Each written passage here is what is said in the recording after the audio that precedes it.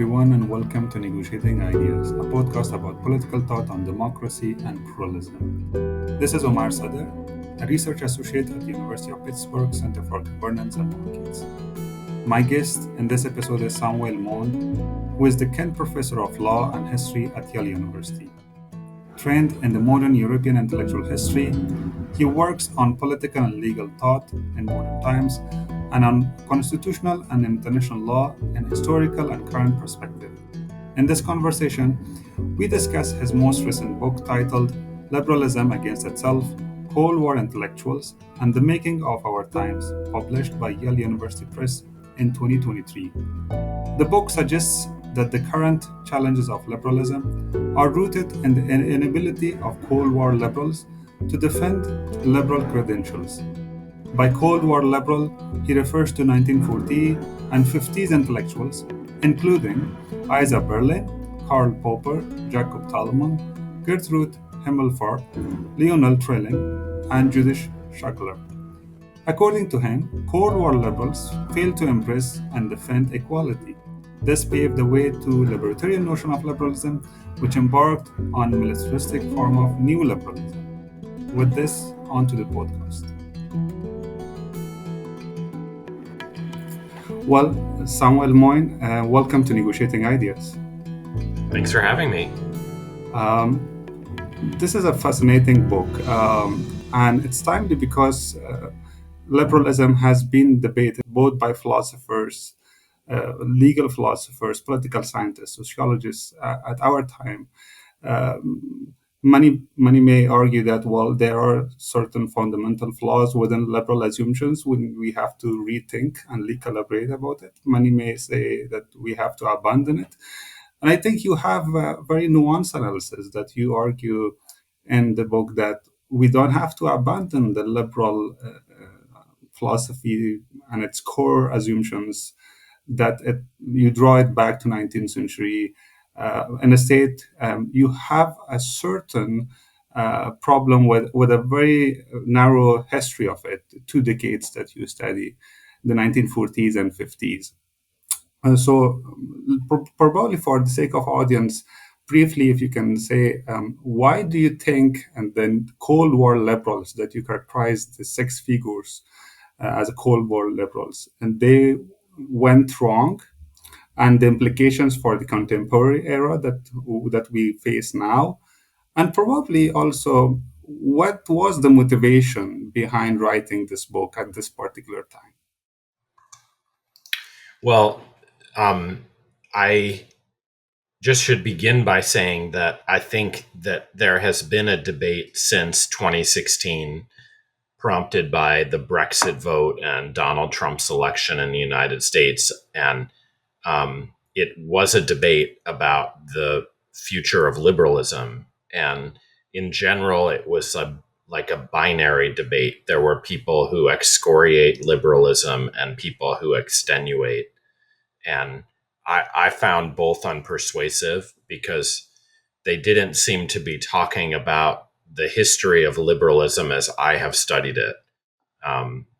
And they actually agreed about that history, that liberalism is about 500 years old and Anglophone and, rooted in the thought of John Locke, and it's individualist and libertarian. And they just disagreed about whether it was good or bad. I had read a lot about liberalism that made me wonder if this was the right way to have the debate. And so when I was invited to give some lectures, I wanted to focus on that general debate and reorienting it. And what I argued basically is that liberalism, we know from other historians like Helena Rosenblatt, arises in a self-styled form in the 19th century, and it's very different from liberalism as it's represented in the current debate, because it is in kind of technical jargon of political theory, it's perfectionist. It isn't about privatizing ideas about the good life. It's about saying there's a new idea of the good life, uh, individual creativity and collective perfectibility. And so that seemed of great importance. And then I was interested in how the debate could be kind of missing the point of liberalism. And I began to think it was because of a mutation in liberalism in the middle of the 20th century. And so the lectures and later the book are about that transformation. It gave us the kind of liberalism that is on like the kind of stand of kind of prosecutors and defenders today, which the 20th century is when John Locke was made a liberal, and it is in the recent decades something that's more individualist and economistic. And yet, I wanted to say the trial of liberalism today is about one version and really a recent one. Sure. Uh, so this makes me to ask also a question about if we have a single form of liberalism. And I think what I infer from your book and what you argued now about history of liberalism, that we have multiple liberalisms. And that's something like other scholars like John Gray also argue, that we cannot probably uh, have a discrete episode of history of thought, which we call it liberalism. Or even he asked the question, does liberalism has a history? Because according to him, it might be a false assumption to view John Locke, Kant, Smith, and Mill as expositor of a single tradition of ideas. And Gray himself, I highlight, I think, in the book Two Faces of Liberalism, two different traditions that they all together probably the even fundamental assumptions of these two traditions are quite different. One is based on an ideal way of life, which Kant and Locke according to him, and then the other tradition is tradition of tolerance, which Hobbes and Hume is advocating of. And I think what I inferred from your book is that you also criticize that the Cold War liberals abandoned the notion of perfectionism and progress. And hence, you somehow go towards the version of liberalism that it should advocate an ideal way of life. Um, First, so two things here. First, do you think that we have really different traditions of liberalisms that we should use it in a plural term? And second, do you agree with my understanding that you advocate for a highest way of life should, or the ultimate goal that they say, should be the core of liberalism in a state of tolerance or peaceful coexistence in a way?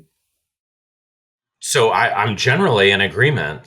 Maybe where I would disagree with John Gray is that I start as a kind of nominalist, and neither David Hume nor Immanuel Kant called themselves liberals. Now, maybe that doesn't matter. They certainly can be seen as proto-liberals of a kind.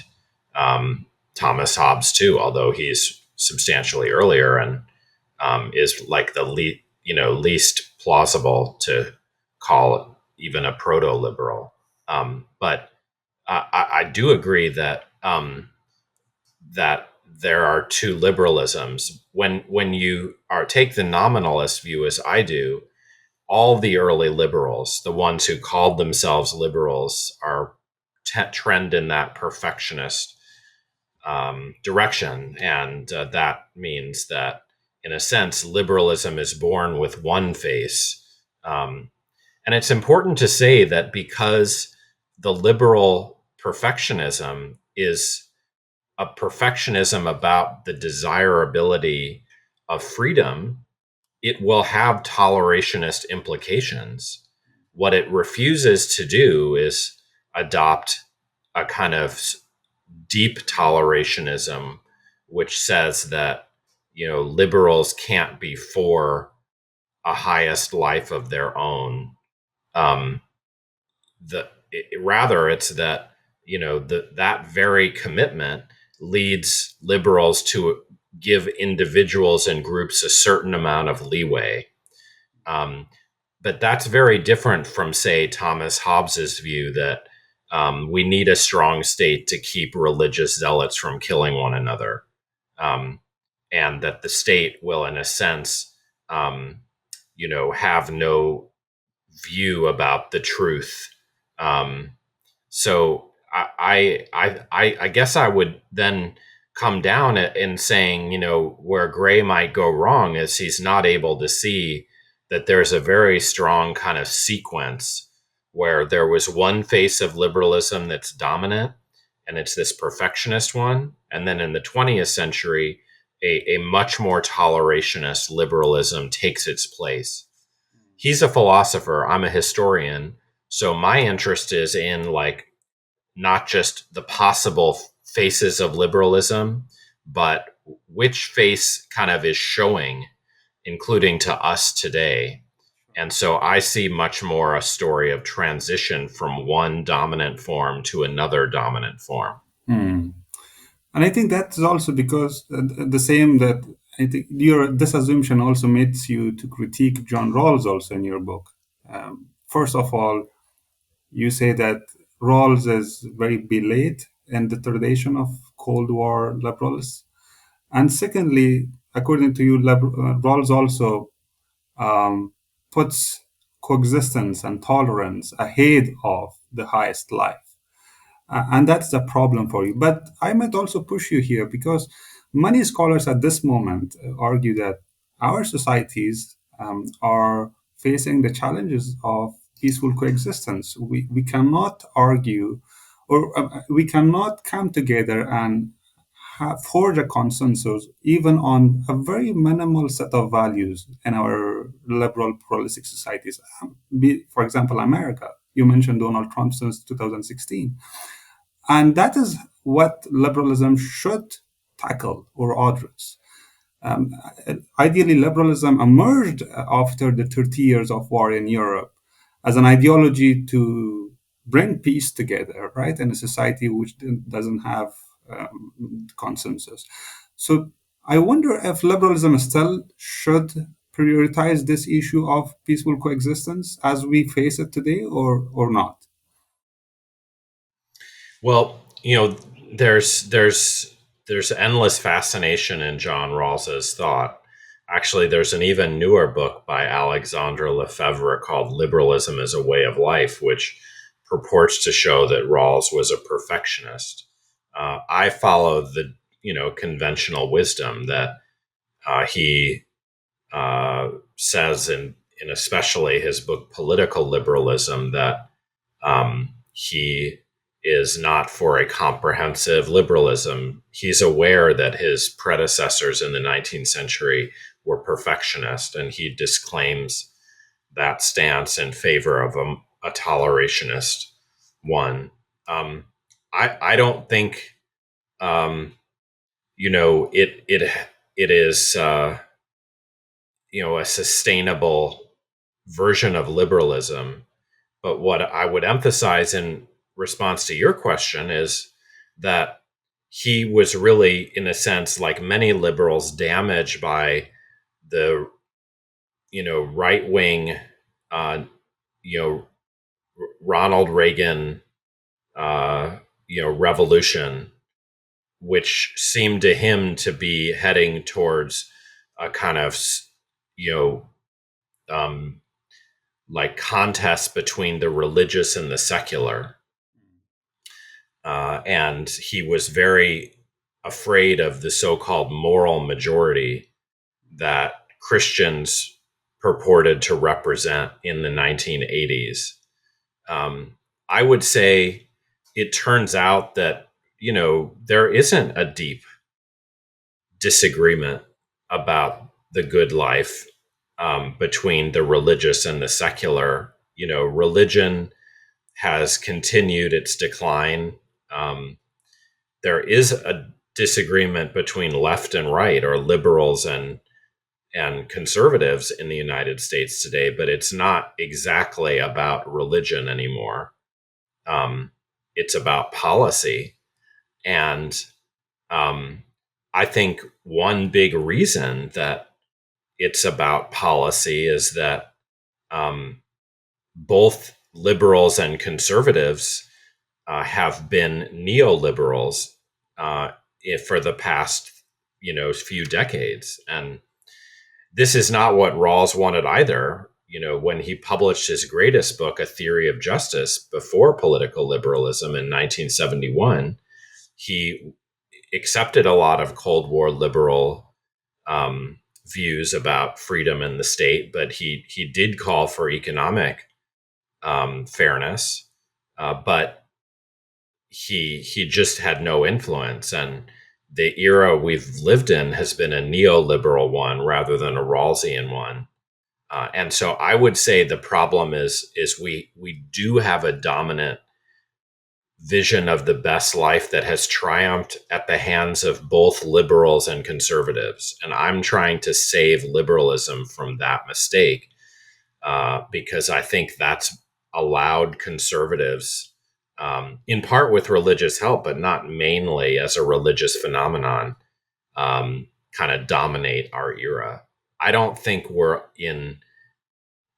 on the brink of a civil war in general, and especially not a religious war of the kind that led Thomas Hobbes to his views.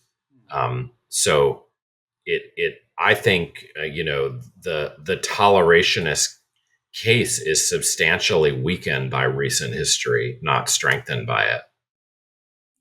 Well, if we don't have religious violent war as we had it earlier during Thomas Hobbes, but definitely we have a cultural war going on, at least in the United States, and it's quite evident. Today is the elections day, and you see the shift which happened in Democratic Party base. Earlier it was working class. Now the working class has shifted towards Republicans. People like G.D. Vance is coming from a working class background, but at the same time, he's the one who's also subscribing to Patrick Deneen's idea of conservative, very conservative Christian critique of liberalism. You address Deneen in your book, and Deneen is substantially coming from a religious point of view, and he brings in a critique that liberalism has taken out all our morality and our values, and we have to go back to the ancient notion of liberty, which is rooted Yes. in Greece. And so he don't you think that still there is a contestation which is on identity, on values, wokeism, and religion, which means we should not neglect all of those. Yes. It's a very good question. I would say we should get right what the actual debate turns on, because I agree with your presentation that you could take current the current standoff of Democrats and Republicans, or Deneen's you know basically religious outlook to kind of prove that there's just a divide. But then you look more closely, and Deneen does not present himself primarily as a spokesperson of a religious or even Roman Catholic perspective, and he shares a lot with liberals and left liberals like me. He's very critical of the American states' wars, which have set the country back, not to mention the world, and he's a bitter critic of neoliberalism. And that's because he's influenced by the left, and he had left-wing teachers like Benjamin Barber and Carrie McWilliams. And he, to an extent, his complaints are about that same hegemonic form of liberalism I'm complaining about. Now, of course, his response seems to be critical of liberalism to the point of abandoning it and recommending, going back to the Middle Ages. But that's not what Americans want. Very few.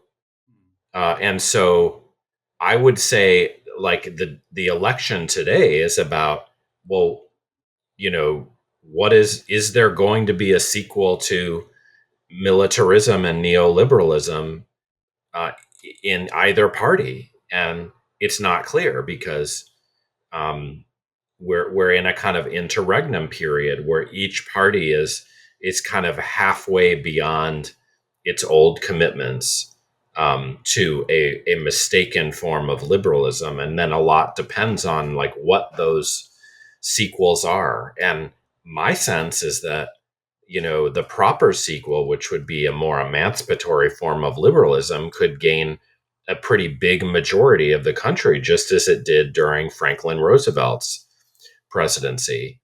And it's not that the people are in disagreement, it's that they're hostage to neoliberalism. Hmm.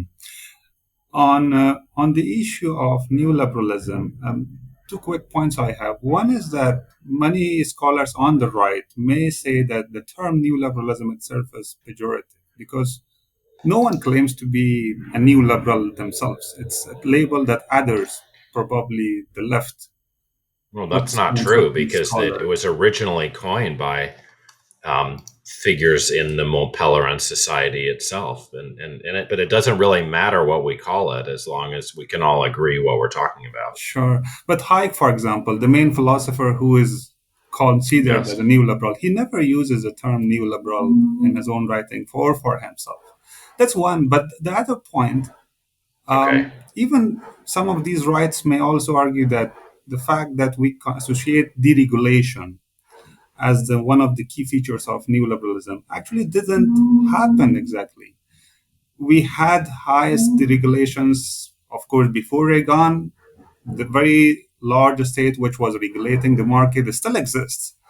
So the point that we had a moment in our history after the Cold War, probably, that the state shrank and became less, and the market uh, uh, somehow expanded all spheres of life, actually doesn't exist. So these 2 points. So first, you address the first one that, well, we may agree on, certain scholars may agree on what is neoliberalism.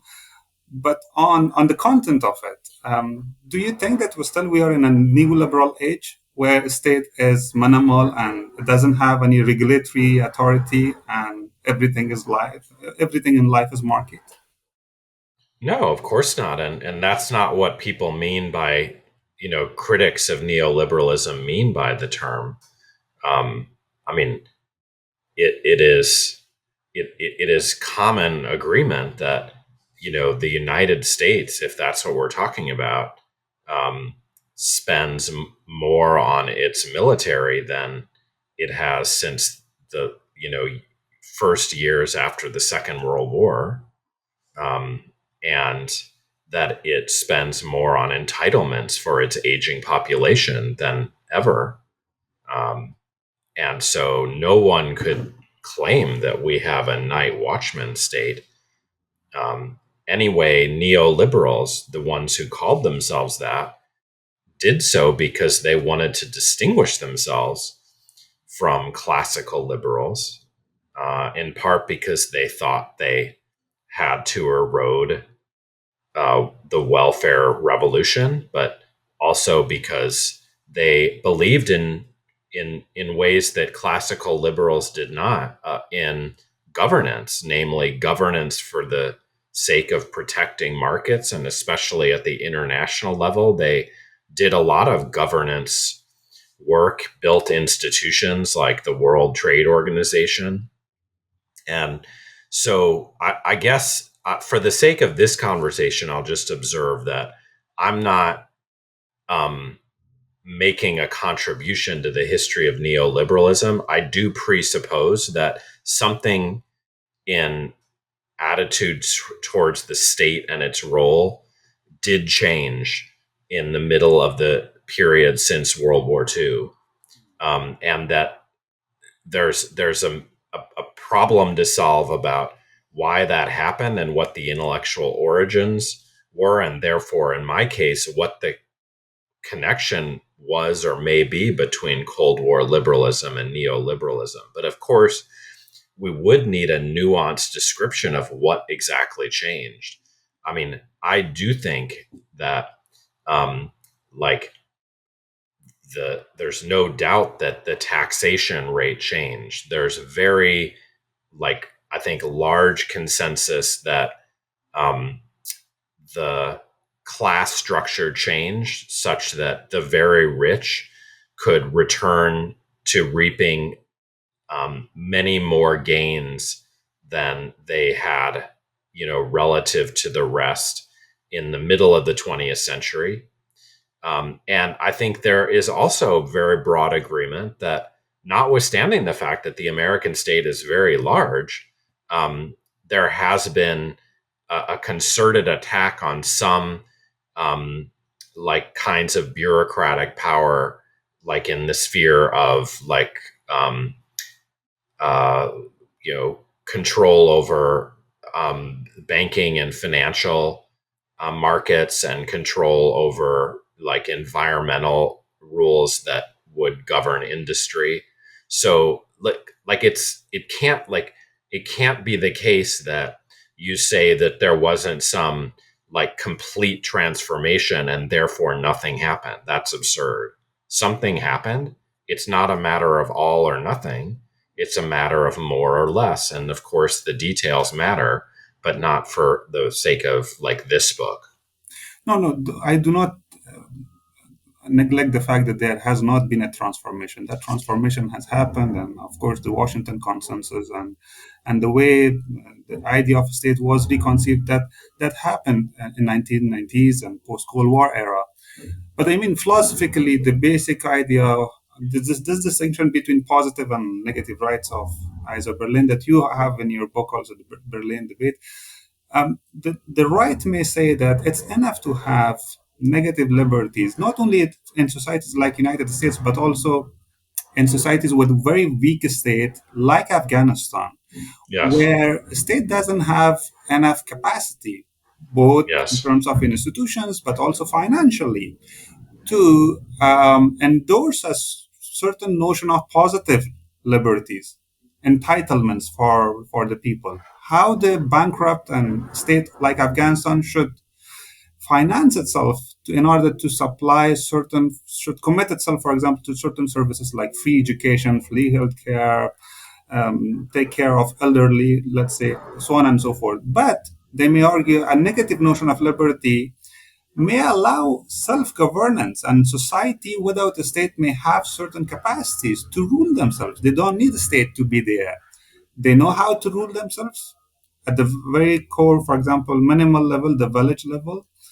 Traditionally, informal governance institutions, customary institutions exist, and the people enjoy their liberty and freedom. So the fact that as soon as we bring in this very big positive liberty endorsement of the state, that creates itself a dilemma where state should have to tax more the people who doesn't have money in order to finance certain programs.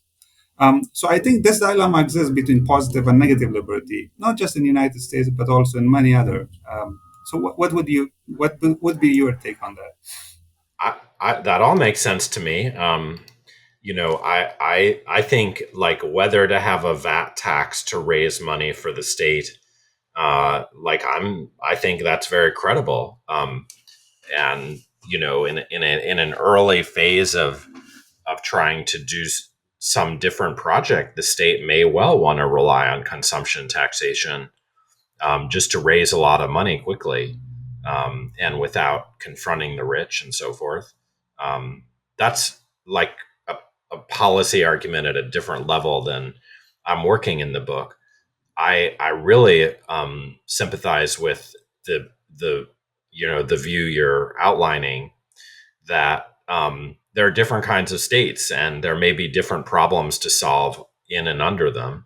And of course, the low capacity states, you know, may invite the project of building capacity, or they might invite the project of seeking shelter from not just the state, but oppressive social forces.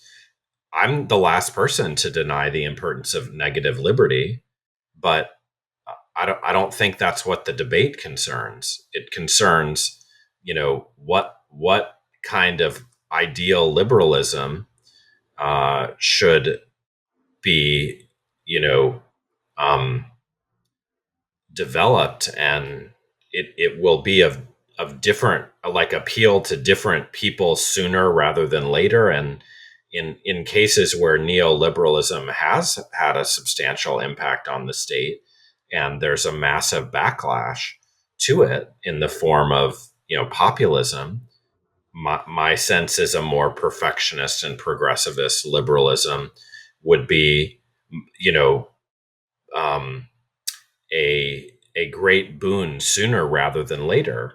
That may not be true places which are not situated in, and facing the same problems. I do think that nowhere in the world does it make sense to me to say that they prove that a libertarian form of liberalism is the final answer about what kind of like theory it is. And that doesn't mean there can't be situational priorities, but that's, again, not like what the debate's about. I mean, I do have a chapter in the book about the post-colonial world in which I kind of charge that the Cold War liberals were just not interested in it.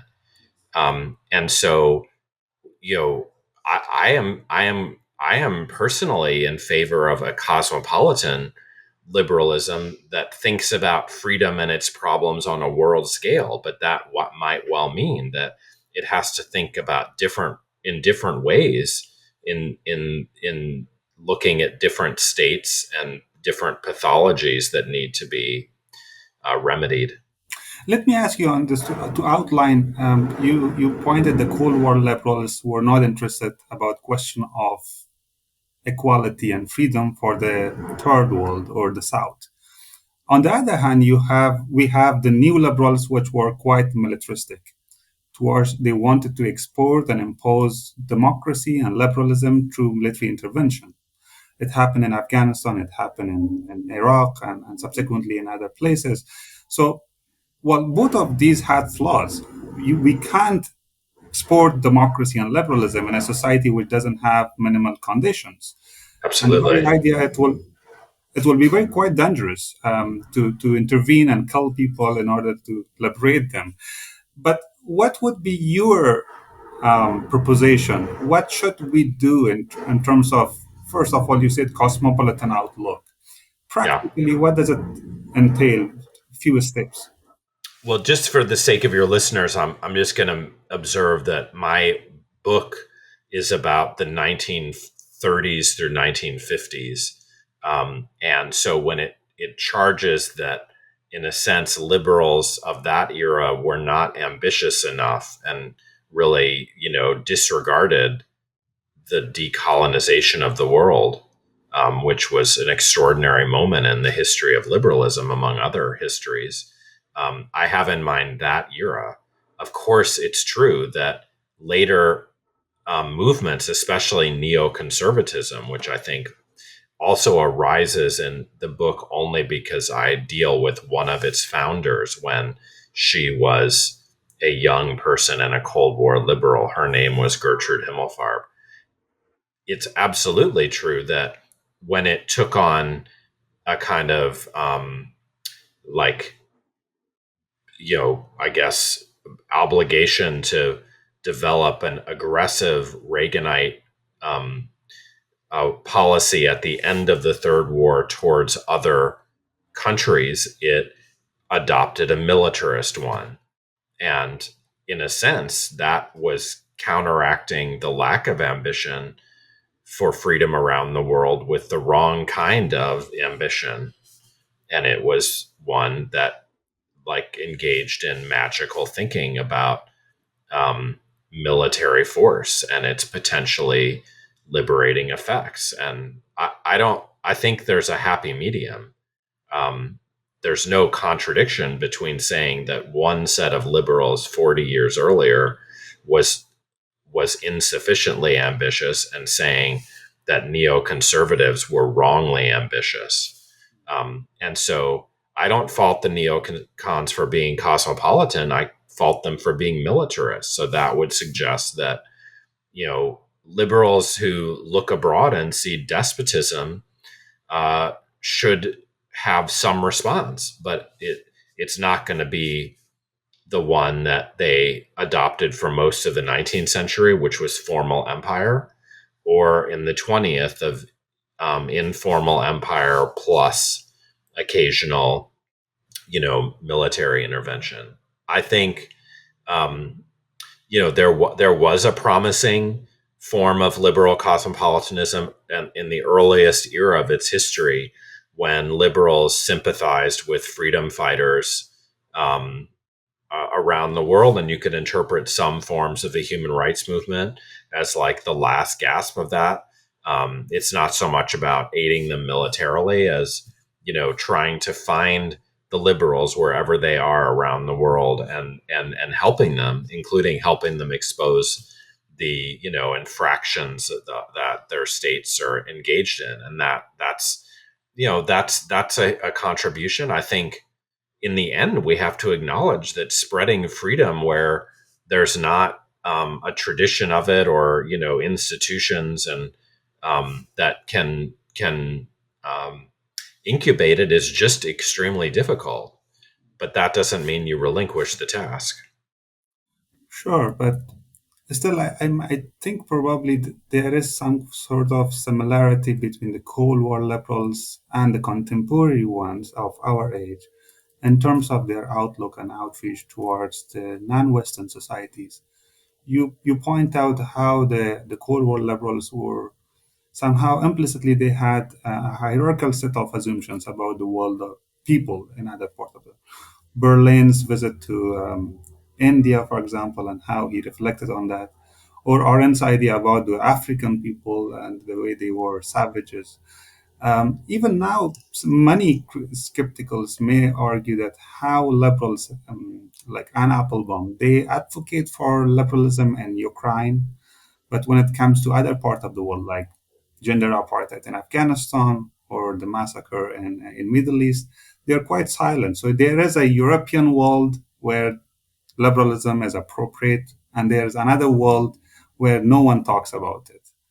Do you agree with that? That still the contemporary liberals also Well, have. that's true. I mean, I think there are, I talk in the book about how there's a revival of Cold War liberalism, and it tends to have the same Atlanticist bias of the Cold War liberals in the past. I'm not sure that, Anne Applebaum is really a neocon who is arguing less for invading various places because she understands it's no longer propitious to do so after the Iraq War and after the Libyan intervention. Um, and she has found a case, the Ukraine war, where there's just more like enthusiasm given Vladimir Putin's aggression for war. And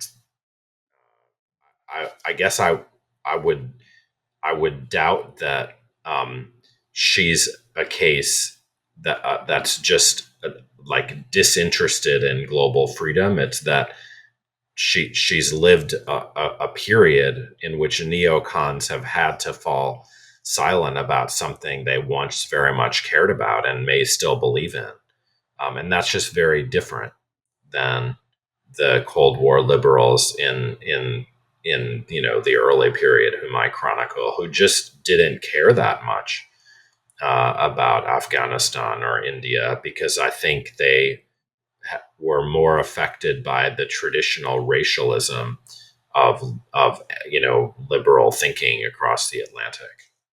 But you make a good point. Um, I think whatever the reason why liberals like Applebaum are very loud about Ukraine and silent about the rest of the world, it's a double standard and should be called out. That what would be terrible is if she heard you and responded by saying we should go to war more places. Um, I would hope she would, and other neoconservatives would develop other tools for thinking about the fate of freedom on the world stage than just sending military force. Yeah, you point in a book in the book that liberals should learn how to spread freedom without empire or something like that. Um, Another question about woke.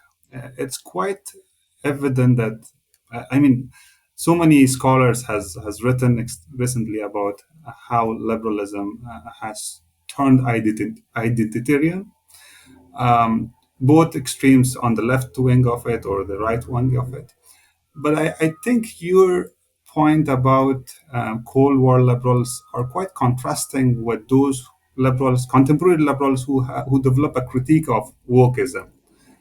Um, and in that, I particularly refer to Yosha Mong's recent book, Identity Trap, where Yosha tries to argue that Marxism and the critical theory has been the main problem that left has tried to endorse it and shift the basis of liberalism.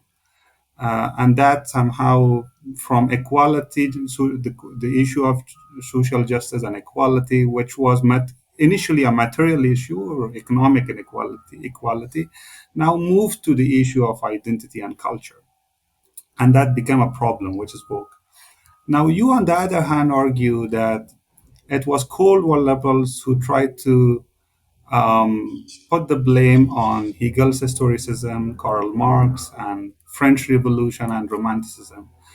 Um, so I think you both have this contrasting point of view. You try to bring back French Revolution as a base for liberal idea. You want to have a rereading of Rousseau and a different version of Hegel's probably historicism. And of course, you also argue that there were liberals who Yes. endorsed certain ideas of Marx. Marx inspires very liberals. But on the other hand, these scholars like Yosha who has problem with woke, they argue it was Marxian notion and critical theory, Foucault and post-structuralism, which caused this problem. Because you're a left liberal, so how do you defend this now? It's an excellent question. I agree that I'm saying something very different from Yasha and other critics of identity politics. Mark Lilla would be another example. I think those are Cold War liberals who have found a new surrogate for communism in identity politics, and once again they overstate its importance, and they. I think, in particular, Yasha's account of its Marxian origins is absurd. Um, I wish he. I mean, I just don't think it's very credible to argue that its origins are in Michel Foucault or postmodernism. And in any event, it's like it's overstated as but very much resembles the exaggerated fears that liberals in the Cold War uh, like conjured up in response to communism. And at least communism controlled a few states, but wokeism is a transient phenomenon of very few people, and it's proven evanescent in the sense that the Democratic Party has run against it, um, and shown that it was pretty easy to like moderate. Um, and there are lots of stories about the contemporary election that suggest that it was very very like a very simple matter to you know offer different rhetorical priorities than in the year or so after the killing of George Floyd. I think that uh, you know liberals have a lot to learn from Marxism.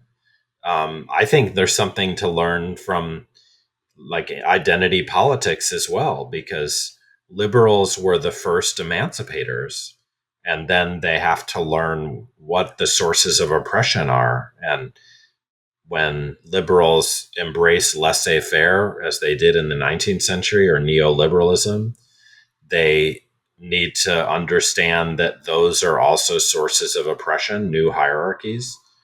And critics of imperialism in the name of liberalism were were right, and critics of the legacies of white supremacy and patriarchy in the name of liberalism, for a version of liberalism that was more credible to more people. Those people were also right. So I think the the the idea that our we should return to a kind of centrist liberalism that finds some new set of Stalinists to oppose, whether that enemy is external, like Islamist terrorism or whatever, or internal, like um, like woke mobs, is just a always a symptom of the failure of liberals to understand that they're losing because their views aren't sufficiently emancipatory and appealing to enough people. And that's true in this current election. Sure. And probably with that, I will end with this question that if we have to present a substantial notion of liberalism, which should be appealing to the people, correct me if I am wrong. So you propose a set of principles, and that liberalism should embrace and justify it very boldly. The idea of progress, the idea of enlightenment, the perfectionism, and finally, you also advocate for a liberalism which should bring together freedom along with equality. So Yes. all of these are what you try to propose for a new model of, or probably a new reconceiving liberalism in Yes. your age. That's all right. And I mean, I think there are considerable resources for that kind of liberalism in liberal history, which doesn't mean I think there's some proper liberalism that it's now time to just revive.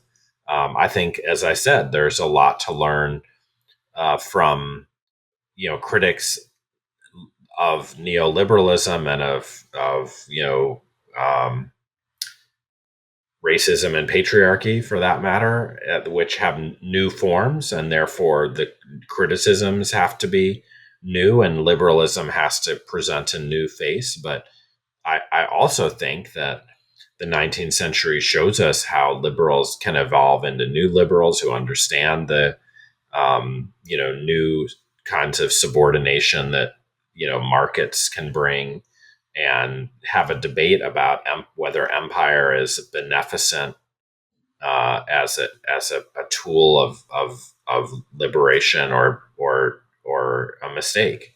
And these are all like healthy debates, and I think there was a right side in those debates.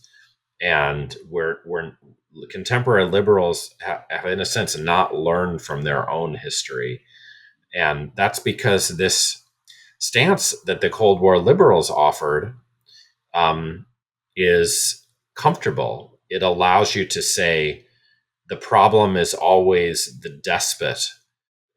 despot abroad, or nowadays the despotic candidate whom you can't beat or barely can beat.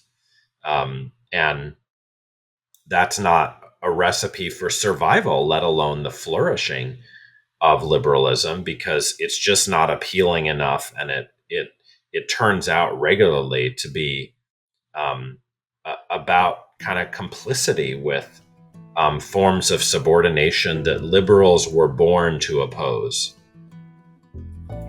Well, thank you so much, Sam, for your time. It was really great chatting with you. And I invite our audience to read this fantastic book, Liberalism Against Itself: Cold War Intellectuals and the Making of Our Times. It has many, many nuanced ideas about our contemporary crisis and how liberalism should look forward to its future. Thank you so much. Thank you so much for having me.